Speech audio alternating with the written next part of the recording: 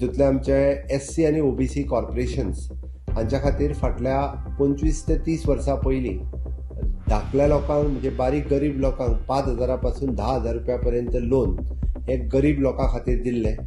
असे 500 लोक आशिल्ले आणि हे अप्रॉक्सिमेटली आतां वाडून जवळपास 3 कोटी 20 लाखाचे पर्यंत पावले.